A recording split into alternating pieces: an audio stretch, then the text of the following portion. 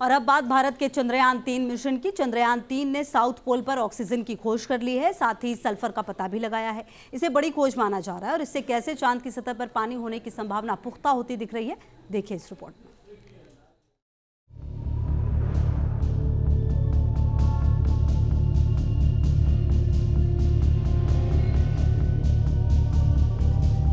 चंद्रमा की सतह पर चंद्रयान-3 हर दिन रच रहा है इतिहास। 7 दिन में चांद पर कोई बड़ी खोज से भारत ने जगाई चांद पर जीवन की आस। चंद्रयान-3 चांद की सतह पर लगातार नई खोज कर रहा है। प्रज्ञान रोवर और लैंडर विक्रम हर रोज नई नई जानकारियां जुटा रहे हैं। अब तक चंद्रयान-3 इसरो को 10 तस्वीरें और 4 वीडियो भेज चुका है, जिसमें चांद के कई अहम राज खुले हैं। चंद्रयान-3 ने पहले साउथ पोल के तापमान का डेटा भेजा, तो अब उसने ऐसी अहम खोज की है जिसने पूरी दुनिया को हैरान कर दिया है। चंद्रयान-3 ने चांद की सतह पर ऑक्सीजन और सल्फर की खोज की है।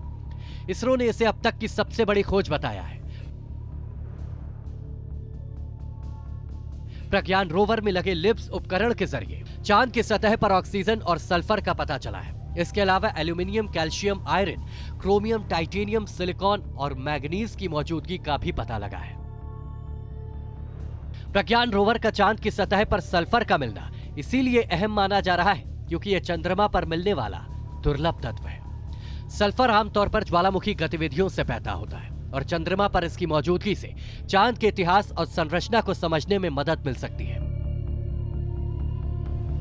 खास बात यह भी है कि चांद के साउथ पोल पर सल्फर का मिलना वहां बर्फ के रूप में पानी होने का संकेत भी दे सकती है और क्योंकि ऑक्सीजन का भी पता चला है तो इसकी संभावना काफी बढ़ गई है। इसरो के मुताबिक अब चंद्रयान-3 हाइड्रोजन की खोज में जुट चुका है और अगर हाइड्रोजन मिल गया तो चांद पर पानी की खोज में सबसे बड़ा कदम साबित होगा। सल्फ़र की मौजूदगी कोई हैरानी वाली बात नहीं है क्योंकि इसका संबंध आप समझिए कि लावा एक्टिविटी से है। बेसाल्टिक रॉक्स में जो है इसकी मौजूदगी रहेगी, तो ये एक किस्म से एक इंडिकेटर है चंद्रमा के इतिहास का।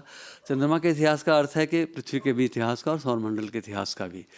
तो लिब्स ने जो है काम किया है, जैसे रोवर इधर उधर घूम रहा है और जो कमेंट्स तो पृथ्वी से जाती हैं, तो उसने लिब्स ने जो कि लेसर बेस्ड स्पेक्ट्रोस्कोप है, उसने चंद्रमा की ज़मीन के जो पदार्थ को जलाया है लेसर के बीम के ज़रिए, और वो जो गैस पैदा हुई है उसका फिर जो है जो कुछ भी रोशनी आई उसका जो स्पेक्ट्रम जो लिया गया उसके आधार पर जो है इसरो ने अपनी फाइंडिंग्स जो है साझा की हैं।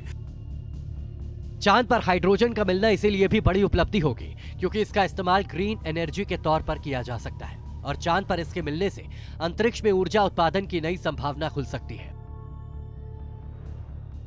चंद्रयान-3 के पास अभी 7 दिन और है, लेकिन इसरो ने चंद्रयान-3 के आगे भी काम करने की संभावनाओं पर काम करना शुरू कर दिया है। जानकारी के मुताबिक 14 दिन बाद जब चांद पर रात होगी तो लैंडर विक्रम और प्रज्ञान रोवर दोनों को स्लीप मोड में डाला जा सकता है। वजह यह है कि दोनों पर सोलर पैनल लगे हैं और ये सूरज की रोशनी में ही काम कर सकते हैं। सूरज ढलने पर चांद पर तापमान -200 डिग्री सेल्सियस तक पहुंच जाता है, जिसमें दोनों काम नहीं कर सकते। इसरो का प्लान है कि जब फिर चांद पर सूर्योदय होगा तो रोवर और लैंडर दोनों को एक्टिव किया जाएगा और अगर ये एक्टिव हो गए तो फिर से काम शुरू कर देंगे और ज्यादा डेटा जुटा पाएंगे। मेरे राय में 3 तारीख को नाइट चालू हो जाएगी तो सारी की सारी इलेक्ट्रॉनिक स्लीप मोड में चली जाएगी। मैं सोचता हूँ, मेरे पास कंफर्मेशन नहीं है, लेकिन जो सोलर सेल्स हैं वो भी काम नहीं करेंगे।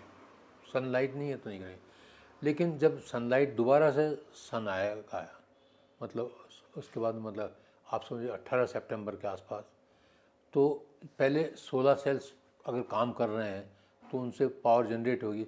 पावर जनरेट होने से अंदर हीटर लगा रखे हैं, हीटर भी ऑपरेट होंगे और होपफुली इलेक्ट्रॉनिक्स जो स्टोरेज है -200 डिग्री का, अगर वो काम करती है तो ये मेरे नाम में दोबारा 15 दिन काम करेगा।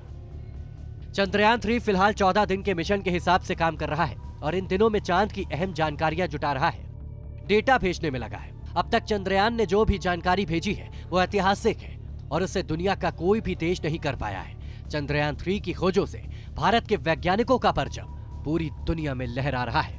Team news nation.